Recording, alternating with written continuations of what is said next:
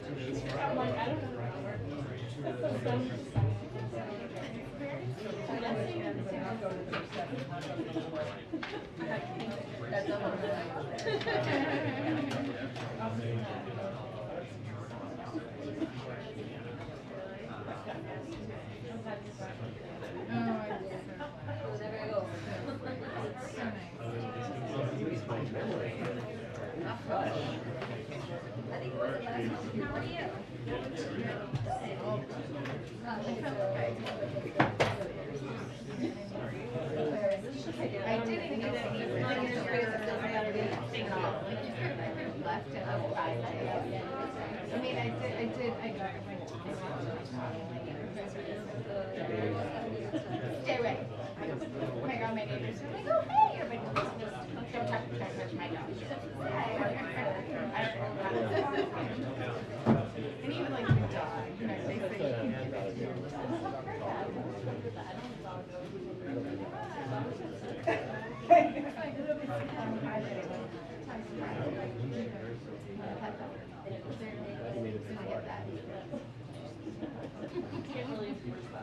yeah. Especially because they're like, did you do it? This is bad. Did we change the code? But I can't.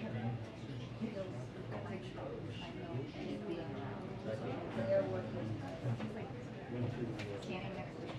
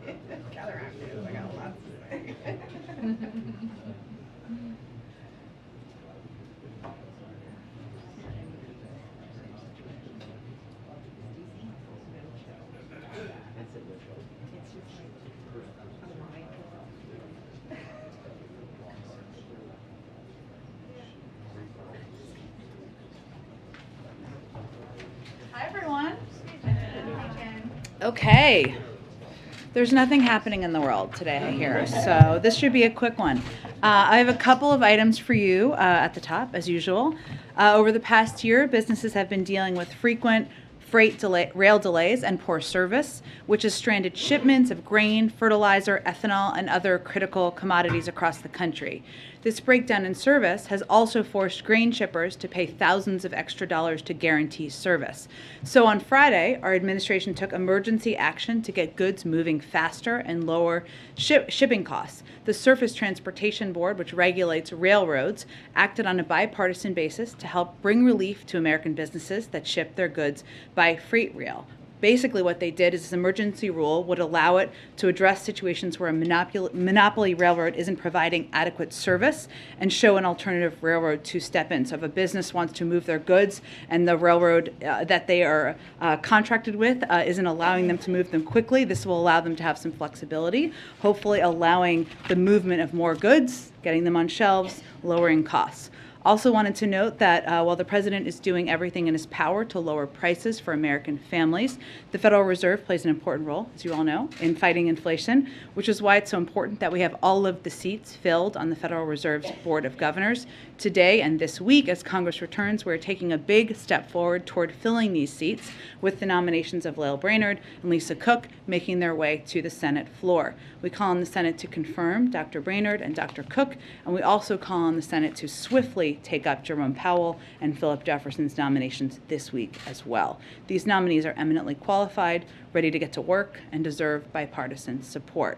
They also will make history. Lisa Cook would become the first black woman to ever serve on the Board of Governors, and Philip Jefferson will be only the fourth black man to serve on the Board of Governors. Finally, the VA announced today new actions to expand disability and health benefits to veterans suffering from 9 rare respiratory cancers. Supporting our veterans is a critical part of the President's unity agenda, and with this step, the President is continuing to deliver on the sacred obligation we have to our nation's veterans. The President urges Congress to pass bipartisan legislation to comprehensively address toxic exposures and further delay the vital benefits our veterans have earned. Andrea, welcome back. Peter, welcome from book leave. Now they're going to ask me especially hard questions. Zeke, go ahead. Thanks, Jen.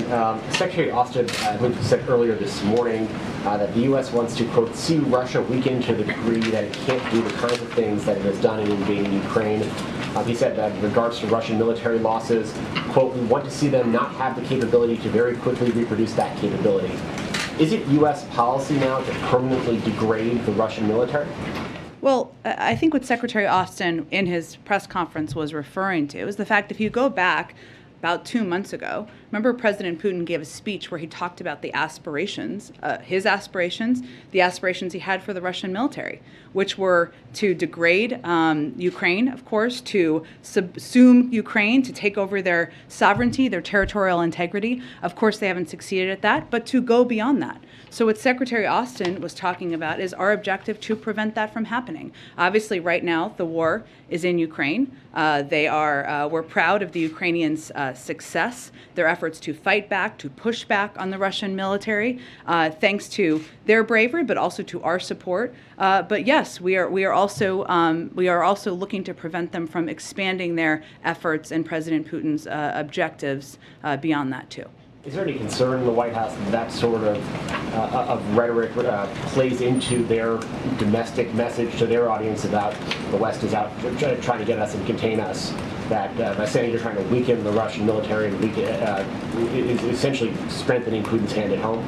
No, I would say it's consistent with our view and the President's view and Secretary Austin's view that we are going to do everything we can to push back on President Putin's aspirations to subsume Ukraine, to take over their territorial integrity and their sovereignty, and aspirations he had as of 2 months ago to go beyond that. And Congress is back in town today.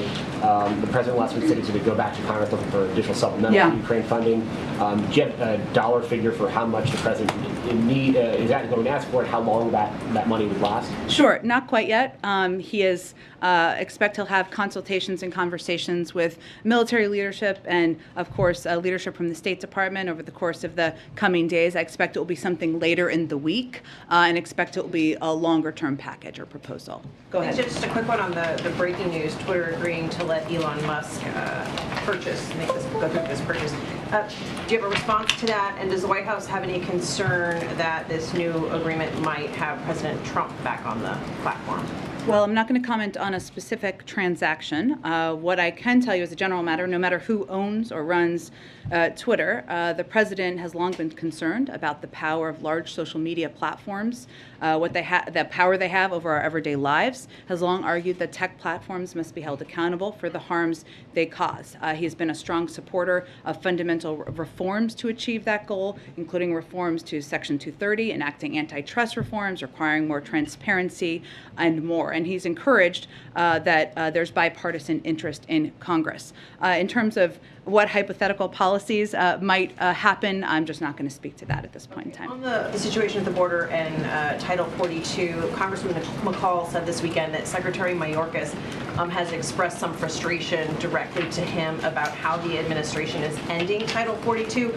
He says the Secretary is saying that the Border Patrol, Catholic charities are already overwhelmed. So has the Secretary raised these concerns with President Biden, and are these concerns that the White House shares? Well, I think it's important to remember that Title 42 is not an immigration policy or an immigration authority. It's a health authority. So yes, it was coordinated with the Secretary of Homeland Security and through an interagency process. And there's been planning in the works for months for this possibility that the CDC to take this action. Secretary Mayorkas is going to be testifying later this week multiple times. I'm sure he will answer that question and multiple other questions, and I will let him speak for himself. But I would just note that we're continuing to prepare for May 23rd and the implementation, and there is a multi-part strategy that Secretary Mayorkas has been leading and overseeing for the past several months. Has he raised these concerns with the president? I'm not going to get into private conversations, but I think, again, it's important to note this is a CDC decision and authority about when we had the health conditions to lift Title 42. It wasn't an indication of an immigration policy. Do you not believe that there will not be a surge as a result of Title 42 being lifted? Well, the Department of Homeland Security has projected that there could be an increase in people coming to the border, and that's why they've had a multi-part plan and proposal and policy they've been implementing for months now to prepare for that. Is Title 42 and the potential end to it the reason that the Congressional Hispanic Caucus is meeting with the president today? No. Actually, if you may remember, the president has been meeting with a number of the caucuses from Congress, from the Congressional Black Caucus. He met with KPAC. He's been meeting with all of the caucuses, as he did last year. So this has been a meeting that's been in the works for some time. Immigration, certainly we expect to be a part of it, but we expect it to be an expansive meeting. And I would note the CHC has a stated view and policy on Title 42. Go ahead. One of the members of the CHC, Senator Catherine Cortez Masto, and she said of the Title 42 decision that this is the wrong way to do this and will leave the administration unprepared for a surge at the border. Obviously, this is a subject that's likely to come up in this meeting today. What is the president's message, primarily, especially to these Western and border state Democrats who are concerned about both the impact on immigration as a policy matter, but also the political fallout as well? I think our view and the president's view is that we have a broken immigration system that's been long overdue to be fixed. He agrees with that and is certainly happy to discuss that during this meeting or any other meeting he has with members of Congress. But this is not an immigration policy. This Title 42 is a health authority that's determined by the CDC, and we need to have a conversation about immigration reform. That's vital. Maybe this is a reminder of that. Whenever the administration has been asked about immigration reform, the answer seems to be the president introduced a bill in the first week in office, but there's not much more than that. Is this an opportunity for the administration to try to move something forward this year, or do you believe that campaign politics would just preclude the likelihood of getting it? Well, we'd welcome that opportunity, but I'd also remind you that we were supportive of efforts to include some components of immigration reform in the reconciliation packages, and we've been looking for avenues to move it forward and been supportive of efforts by Democratic senators to do exactly that. Is there a specific ask of Congress related to Title 42? That was the position as it was articulated last week, that this is not a decision for the president to make, but for Congress to make. What is the decision that Congress should be making? That is a discussion we'll have with members of Congress. We are continuing to prepare to implement the lifting of Title 42, a decision that was made by the CDC. I would note that there are a range of views on Title 42. There are some, you noted, who are very vocal about how they would like to see it extended. There are some who are very vocal about how they would not like to see that happen. So that's an important discussion that will be happening over the coming days and weeks. Hi, Jackie. Thank you, Jen. I don't believe the White House so far has commented on the death of Bishop Evans, the 22-year-old National Guard specialist who drowned trying to save 2 migrants. I wanted to give you an opportunity to say some words on that. Yes, thank you for that, Jackie. And the news of the confirmation that his body had been found was confirmed just a couple of hours ago. I would note that, of course, our heart goes out to his family and to his loved ones. To confirm all the specific details, he went missing on Friday following his selfless efforts to rescue 2 migrants who appeared to be drowning, and who were trying to cross a river in Mexico that went to the United States, went into the U.S., of course. We know that National Guard personnel, including him, risk their lives every day to serve and protect others. And again, our hearts go out to his family. I don't have any, in case you may ask, I don't have any updates at this moment in terms of the president's outreach, but if that is something I can update you on this afternoon, I will let you know. Does the White House feel any responsibility for his death, given that there's reporting that he lost his life allegedly trying to save 2 migrants who were smuggling drugs? This is a problem that the administration has been facing for some time, and is obviously, as we've been discussing, getting some criticism on. Does the White House feel at all responsible, and what more can you offer to people who are on the border, in border communities, who are experiencing loss and trials like this? Well, of course, we are mourning the loss of his life, and we are grateful for the work of every National Guardsman. I would note that the National Guard work for the states, and so he is an employee of the Texas National Guard, and his efforts and his operation were directed by there, not by the federal government in this effort, in this apparatus. We've long stated that our immigration system is broken. There needs to be more done to invest in smarter security, to have a more effective asylum processing system, and we would welcome any efforts for any elected officials to work with us on that. A lot of the border communities often, say that they've requested more from the federal government, more manpower to help manage these kinds of issues. Is that being looked at? Is that being? Can you give me a more specific request or a specific person or? You mentioned that this specialist was a National Guard. Obviously, the state is in charge of that. States are in charge of that, but there have been requests from the Texas governor to send more, to help people who are in this position at the border, who are now trying to deal with an influx of migrants that they know is going to only increase, as you just mentioned, after Title 42 is lifted. You talked about having a humanitarian, sort of system in place to deal with people coming across and increase vaccinations and that kind of thing. But in terms of law enforcement presence at the border. Well, I would just say if we just dial it back a few years to kind of what we inherited here, the former president invested billions of dollars in a border wall that was never going to work or be effective, instead of working towards comprehensive immigration reform. As part of the president's proposal he put forward on his first day in office, he proposed investing in smarter security at the border, something he'd be happy to work with governors on, and certainly we're open to having that conversation whenever they're ready to do that. Go ahead, Vija. Jen, just more broadly on the Ukrainian aid. Sure. Since the Russian invasion started, the U.S. has provided more than $5 billion total when you factor in military, economic, humanitarian aid. Is there a figure that is a cap for what the U.S. is willing and able to provide Ukraine?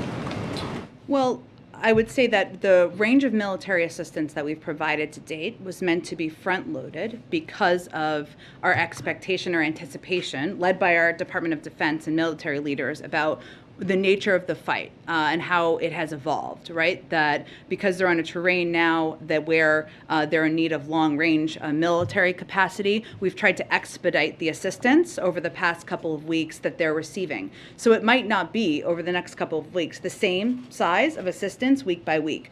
But in terms of what the next package will look like and what will be passed, I mean, those are discussions and recommendations that the president will get from his military leaders. We'll have those discussions with Congress. I'm not in a position to put a cap on it at this point in time. Okay, got it. And then just switching over to COVID, the administration is planning to take new actions to expand Paxlovid. Yeah. Is there anything you can share about how you plan to do that and who might be eligible, since right now it's only for people who are at higher risk? Sure. Well, part of it is even people who are eligible are not taking advantage of the fact that they're eligible. So part of our effort is to share more information publicly about who can get access, who can call their doctor, and get access to it. I will tell you, Dr. Jha is going to make his debut in the briefing room tomorrow. So he will lay out for you and others more specifically all the steps we're taking to increase knowledge of Paxlovid, who can benefit from it. I don't think we're intending to, and I'll let him speak to this, say there's going to be an expansion of who's eligible as much as we're, and I will obviously leave that to the health experts to determine, but more we need to focus on making sure that everybody who is eligible knows they're eligible and they can gain access to it because it is very effective in treating COVID. Thank you, Jen. Go ahead. Yeah, just a couple on Twitter. I want to go back, try again. Are you concerned about the kind of purveyors of election misinformation, disinformation, health falsehoods, sort of having more of an opportunity to speak there on Twitter? Is there, any message that you would convey to Elon Musk as the new owner? Well, I would just... Maybe just add to it that publicly traded companies have different levels of there's different levels of scrutiny that are possible of publicly traded companies. So are you concerned about a billionaire taking control of a company where there's already a lot of concentration of power? I would say that our concerns are not new. We've long talked about, and the president has long talked about his concerns about the power of social media platforms, including Twitter and others, to spread misinformation, disinformation, the need for these platforms to be held accountable. Well, I know you tried again. I appreciate that. I still don't have a specific comment on this specific transaction. And at this point, we don't have any sense of what the policies will look like. Okay. And then last week, Talib Singh made some very strong comments, and also Treasury Secretary Yellen made some comments about the positive impact on inflation of lowering tariffs on certain Chinese goods, bicycles, underwear, apparel. It's quite a list. Yeah, it's quite a list. Is there something cooking? Can you tell us something? And do you, is the White House embracing that? Is that something we could see happen soon? So from the beginning of the administration, we talked about how some of the tariffs implemented by the previous administration were not strategic and instead raised cost on Americans. And our effort, which has been ongoing, of course, has been to ensure current Section 301 tariffs align appropriately with our economic and trade priorities. And you mentioned, different goods that are sold, but of course on wages and job opportunities, critical supply chains where we see critical impacts on critical supply chains, our ability to sustain our technological edge. This is an ongoing process, and we're certainly looking at where we see costs being raised. And a time where we're seeing heightened inflation, certainly that's on our minds. It's also about addressing the core issues we have with how China has approached, their engagement around economic issues as well. So it's both. So can we look for some tariff reductions in some relatively short period of time? We're continuing to review it. I don't have anything at this moment to preview for you, but our focus is on those same categories and areas where we can impact, where we think they're impacting wages and job opportunities, our technological edge. That's the prism through which our economic team, Ambassador Tai is of course leading this effort, is reviewing these sanctions. And then just a real quick one on Putin. So the sanctions that have been imposed, and I realize they're quite sweeping and large, but especially on oligarchs and other people close to Putin, have thus far excluded his girlfriend, whose name I can't quite pronounce, Kayova. Do you have any comment on why you would refrain from sanctioning someone arguably close to Putin? Well, I would remind you we're continuing to review sanctions. No one is safe from our sanctions. We've already, of course, sanctioned President Putin, but also his daughter, his closest cronies, and we'll continue to review more. So I don't have an analysis at this point because we're still reviewing. There's more we will likely do.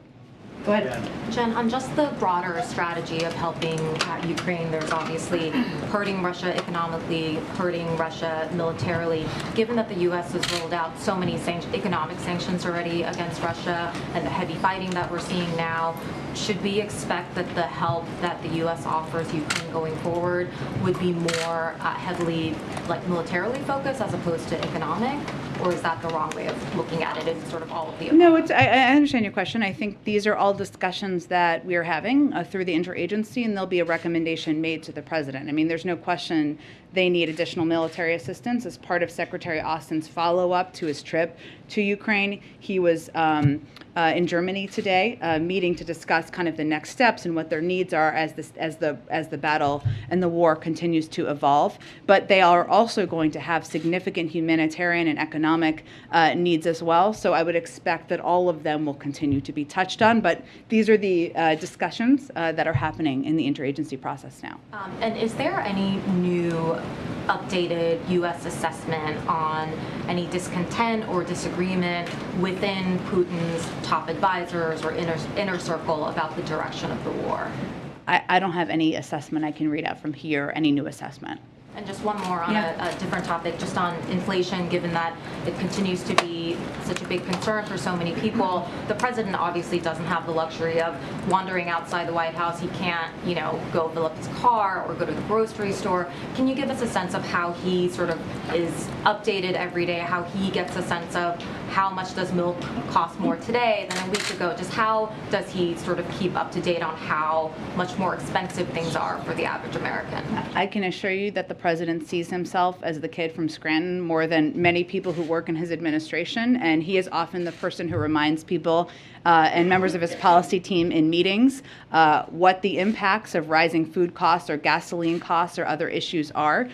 He does request and receive regular updates from his economic team, and often when he returns from weekends at home in Delaware, he comes back with conversations he had with people as he came out of church, or as people he's known for a long time in his community, and they often tell him about how the rising costs impact his life. So I would say that he stays abreast of these changes and of these increases in costs and the impacts through economic data and briefings, but also through his own conversations whenever he can have them.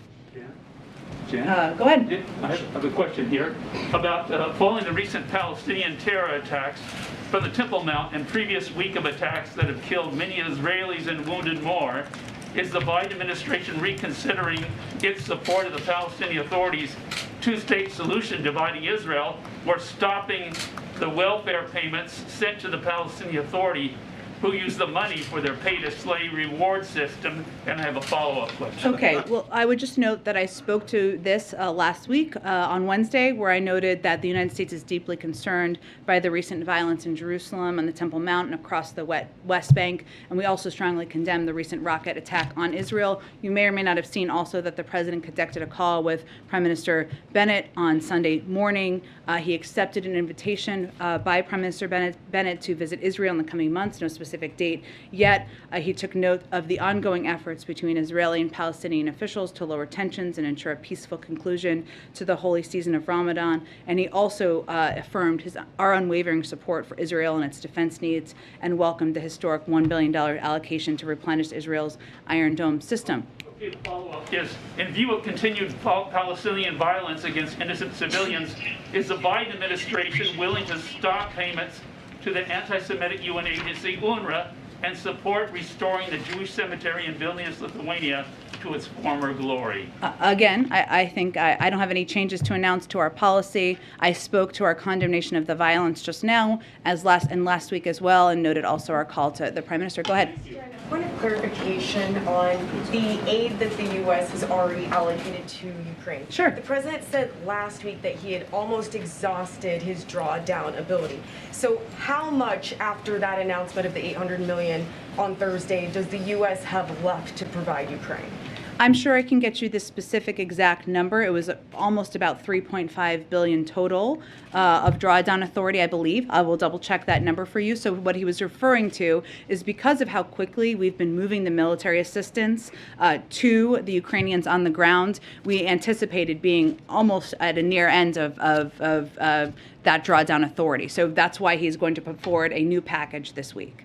Student debt cancellation. Yesterday, Senator Elizabeth Warren said that the White House has essentially already canceled some student debt by waiving interest on that student debt, and it could use that same exact authority to cancel student debt permanently. Does the White House agree with that view? This is about the authority, not whether you will, but that you can derive the authority in the same exact way. I don't have anything to preview for you in terms of any authority and how it would work. What I would tell you is that not a single person in this country has paid a dime on federal student loans since the president took office. And what we have said is that he would make a decision about any cancellation of student debt before the conclusion of that pause on student loans. But I don't have anything to preview for you at this point in time. On that, she said that it was an issue of racial equity. Does the White House view this as a racial equity issue? Well, again, I think the president views student loan relief, debt relief as something that impacts, yes, it is a racial equity issue, but it is also an issue that impacts many individuals, young people, middle-aged people of all races. It is something that he has been a vital priority to the president, which again is why not a single person has paid a penny, a dime or a penny in student loans since he took office. Go ahead, JJ. I don't want to forget you. Go ahead. Oh, thanks. Two questions on the supplemental funding and then Yeah. one on Cedric Richmond. Yeah. On the supplemental, has the administration decided to definitely combine the COVID funding with the aid for Ukraine? We don't have the mechanism yet. These are conversations that we'll have with Congress. Obviously, prior to the recess, there was the proposal that did combine, but don't have a sense yet. And then is the White House considering extending the Title 42 immigration restrictions as part of a deal with Congress? Are you considering it? Again, this would be Congress having the discussion. We're continuing to prepare for a May 23rd implementation. There'll be a range of conversations about this over the coming days. The New York Times is reporting that Cedric Yes. Richmond is leaving. Is he? And just last week, he said publicly that he wouldn't leave unless the president asked him to. So something changed there? Yes. Okay. Well, let me first say that Cedric Richmond continues to be a vital, essential advisor to the president, was on the campaign, continues to be in the White House. I have been in many meetings with Cedric Richmond where the president goes to him and looks to him for his political sense, his assessment of Congress. He trusts him implicitly. I have nothing to announce at this point, but I can assure you when we have something to announce, it will involve a new important role for Cedric Richmond and something the president is excited about and has asked him to do. Go ahead. We saw the readout from the call with the French president. Did the president see any larger meaning in the French elections in terms of the support of the Allied effort against Russia? I don't have any assessment of that. I'll leave that to others to do analysis of. The president was pleased with the outcome. As you know, he spoke with President Macron this morning, and he's looking forward to continuing to work with him in standing up against Russian aggression and standing with the Ukrainian people. Ron, just along those lines, Ron Klain tweeted an interesting observation that President Macron secured a double-digit victory at a time when his approval rating was 36%. Was there anything he was suggesting? I don't have any more analysis to provide on that front, though. Appreciate the question. Go ahead. On NATO, reports in Finland and Sweden say that the two countries are preparing to apply to join NATO as early as next month. Is the White House supportive of that effort? Well, those are decisions for these countries to make and for the NATO alliance to make, and so we'll leave it to those entities. And just on gun violence, we learned more about Friday's shooter today from DC police, who say he had hundreds of rounds of unspent ammo inside his Connecticut Avenue apartment. And then today, the DC mayor announced a new police initiative to target violent crime. Does the president believe he's done all he can do to fight violent crime, gun issues around this country without the intervention of Congress? Well, he will continue to look for every authority he has to take steps to address gun violence, violent crimes across the country. The last time we had data was in 2020, I believe. And at that time, about 77% of homicides were done with a firearm. And you saw him talk 2 weeks ago now, it's all running together, but 2 weeks ago now, I believe, about ghost guns and the steps that he is going to continue to take to address ghost guns, which we have seen have a rising role in gun deaths and gun targeting over the past several months. I would also note that then when he was doing that event, he highlighted that 2 LA sheriff's deputies who had been wounded by a shooter using a ghost gun. So that's just even an example of how even these ghost guns are being used to target police as well, which is also a problem. So I would say, of course, there are significant steps that Congress can take that would make these laws permanent. That is the president's first preference, whether it's background checks, banning assault weapons. These are laws that he has led the effort to pass throughout his career, many decades, but he will continue to look for any steps he can take using his own authorities, as he has done several times since taking office. I think he's done more than any other president using executive authority. Go ahead. Thanks, Jen. 2 questions for you. President Biden made his first endorsement of the midterm election cycle on Saturday, endorsing Congressman Kurt Schrader. Why did he decide to weigh in on this race first? And what would you say to some progressives who are frustrated that he endorsed Schrader over I certainly understand your question. I don't make the rules, but the rules are I can't speak a lot about politics from here. So I would point you to the DNC, and I would point you to Congressman Schrader's office. Second question for you. There's been a fair bit of speculation about Vladimir Putin's health based on recent videos of him. Has the White House made an assessment on this matter, and have concerns been raised internally at all about this topic? I don't have any assessment to offer from here or any particular comment on the mental health of President Putin. Go ahead. Jen, back to Title 42 quickly. I want to make sure I'm understanding what you're saying today. I hear you talking about discussions going forward, the debate that's happening, all of that. Are you saying that Title 42, I know you're prepared to lift the current policy May 23rd.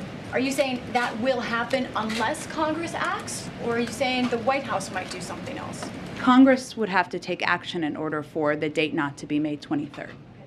On Hunter Biden, the New York Post is reporting, looking at White House visitor logs, there were 19 visits to the White House while the president was vice president by Hunter Biden's business partner, including one with the vice president. Can you help us understand why that business partner had access and what those meetings were about? I don't have any information on that. I'm happy to check and see if we have any more comment.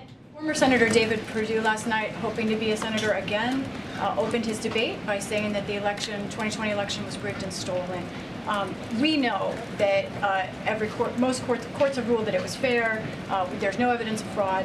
But I wonder what you make of those comments, and has the White House done enough to push back and to make it clear that the election was not stolen? I think that speaks to the former president's hold over factions of the Republican Party, not facts. Go ahead. Thank you so much, Jen. 2 questions on Brazil. First, last Friday, President Biden said the United States and rich countries should be paying Brazil to protect the Amazon. And he said he's trying to get this done. So what exactly is he trying to do? Is he trying to work with other rich countries, negotiating with Brazil? Is he ready to provide financial support to Brazil, and how much would that be? So the science is, in the president's view, and the reason he made these comments, is that the science has only become more clear that the world needs to both strengthen and accelerate emissions reductions, and part of that goal includes conserving global forest ecosystems that remove carbon from the atmosphere and store more carbon than they emit in a year, serving as carbon sinks. So President Biden recognized the necessity of mobilizing funding from world governments and the private sector, and the plan to conserve global forests, the critical carbon sinks launched at COP26, aims to mobilize finance from the public and private sector with a strong focus on levering private sector finance through market mechanisms. So that's what he was speaking to, and certainly an effort he continues to support. And there is a delegation today from the State Department in Brazil. I wonder if this trip has anything to do with the war in Ukraine, and perhaps the United States seeking or interested in working with Brazil on food and energy security. I would really point you to the State Department. We are working with a range of countries, obviously, on addressing where we see any food shortages around the world, and obviously Ukraine is front and center on the minds of most global leaders. And just a quick one. Why President Biden has declined to talk with President Bolsonaro? We know that the Brazilian government is trying more than once. So why is he declining? I don't have any update. The president obviously has a busy schedule. He has spoken with a range of global leaders, but not every single one. And you just noted the State Department is in Brazil for a visit. So I would note we have an ongoing dialogue at a high level. Go ahead. Go ahead. Oh, okay. Either one. Okay. You're kind of matching today, I'll note. Yeah, there you go. In your suits in blue. So more people are starting to talk about recession. Goldman Sachs and Bank of America alluded to it because of inflation. The steps that have been taken so far haven't seemed to work to get inflation to come back down. What additional steps are you guys looking at to curb inflation, as well as the feeling that the economy's headed in the wrong direction? Well, I would say first, there are a number of strong economic indicators that we would point to. We created more jobs last year than any year in American history. The unemployment rate is at 3.6%. We know that costs are too high. Inflation, which the Federal Reserve has purview over, still projects that it will moderate by the end of the year. There are a number of steps they have, and they have indicated they have the plans to recalibrate. We support that effort. They have a lot of power here in terms of taking steps to address inflation. We are not, the president is not waiting for that to happen, and he's taking steps to address where we see costs increasing in different areas that impact the American people's pocketbooks, whether it's gas prices. Obviously, he made an announcement to tap the Strategic Petroleum Reserve, led the global release, led an effort to release from the globally to bring down gas prices. We've also taken steps to fix issues with our supply chain to make sure goods are moving as quickly as possible. And there's a lot of interest, continues to be in Congress, to take steps to lower costs on prescription drugs, healthcare, elder care, child care. Those are all steps that are based on the president's proposals. The president has pushed those spending proposals. The San Francisco Federal Reserve released a report. They'd be fully paid for, so they're not actually spending proposals. They're proposals to lower costs that are fully paid for. The San Francisco Federal Reserve released a report saying that government spending accounted for 3% of the inflation that we're seeing now. So is spending more really the way to go? Well, again, I think if you look back at where we were a year and a half ago, we're at the point where there was a significant economic downturn, where people were really suffering, struggling to put food on the table.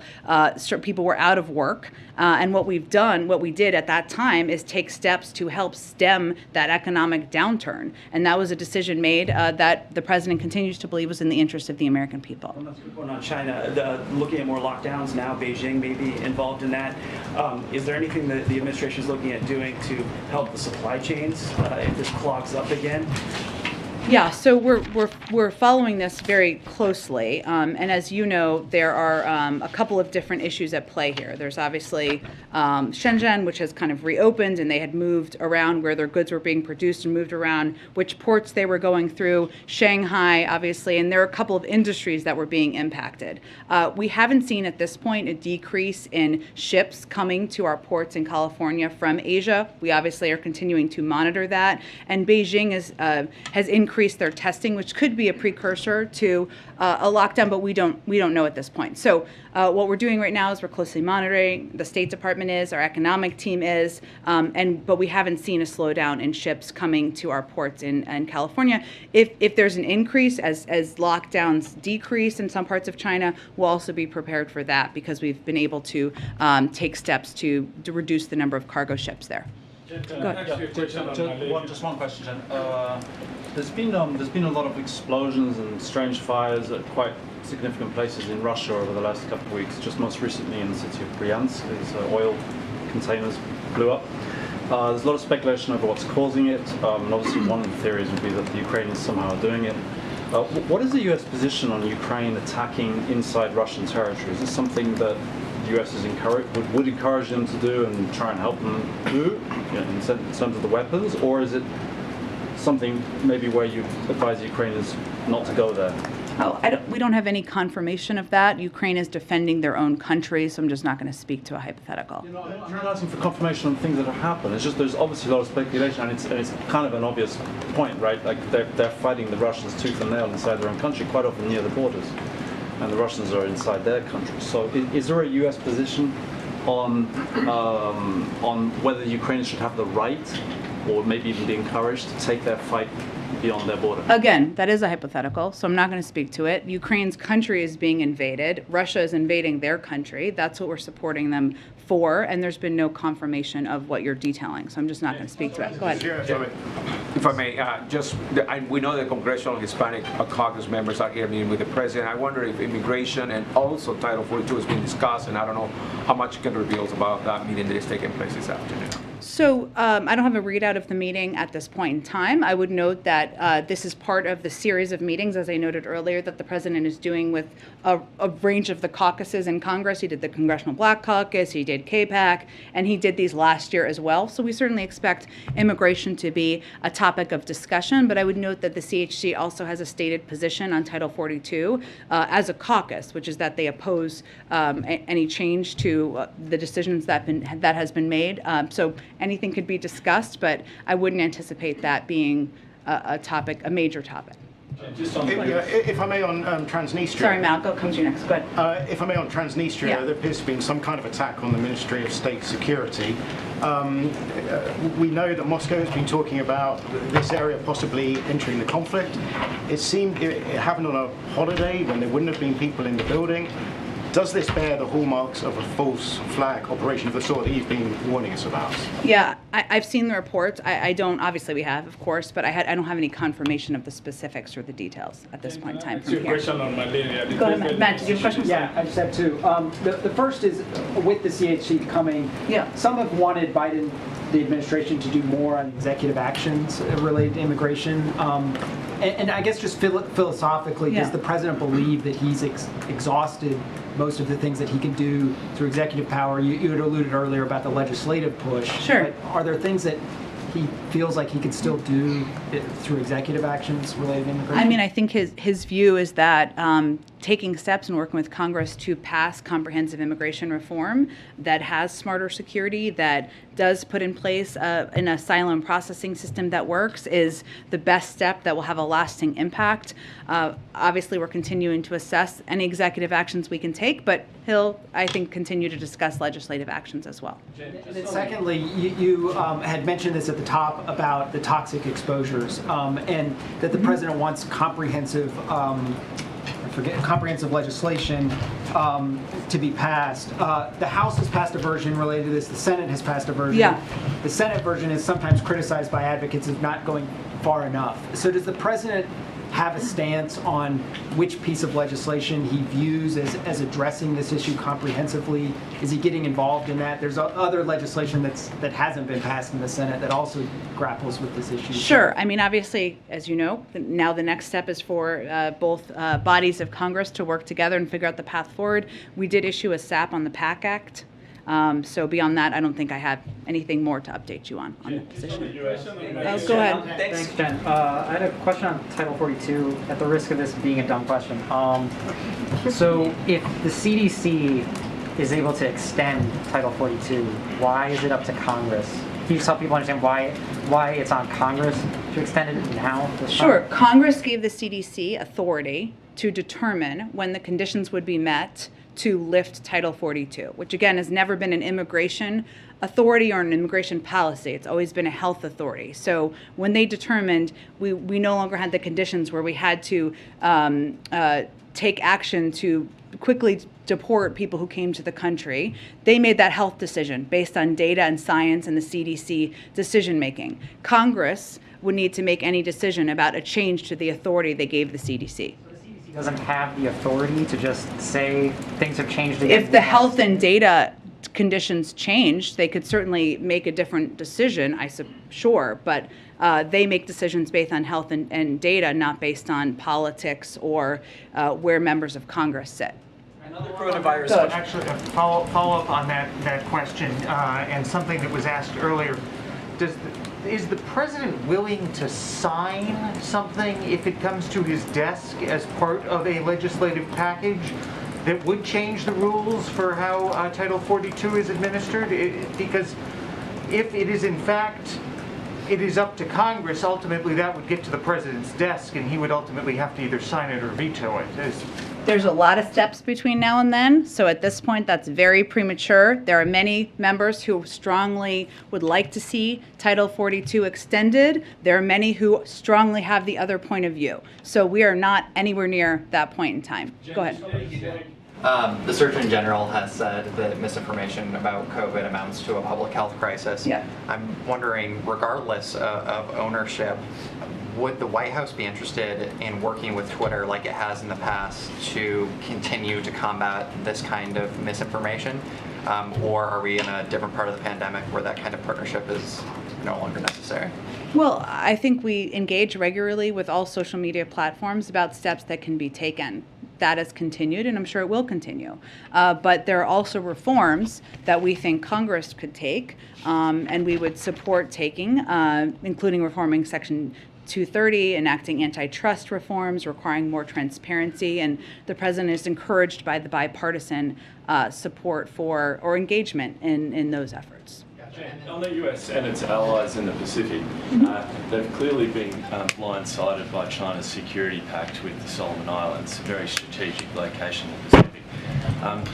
Kurt Campbell was down there only last week, and he announced some initiatives on, speeding up the embassy there, sending a hospital boat, that sort of thing.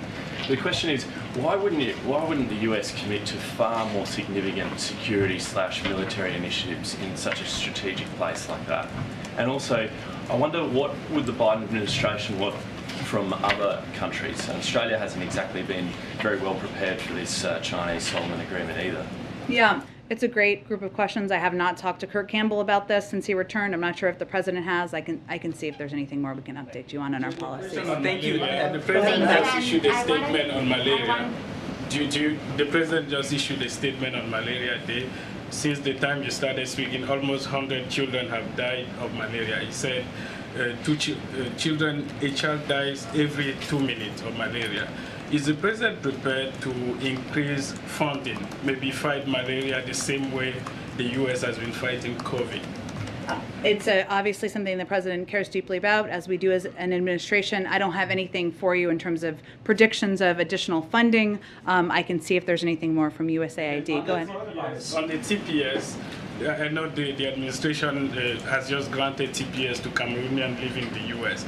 Why not extend it to Ethiopia and Nigeria, other African countries that are also in crisis? Yeah, I know you've asked me a similar question before. It's an effort or a process led by the Department of Homeland Security to make a determination about conditions on the ground and an interagency process. I don't have anything to predict at this point. Obviously, they're continuing to assess. I wanted to ask about your announcement from last week on refugees from Ukraine. Yeah. I know you're supposed to open the portal for applications today for Yep. DHS.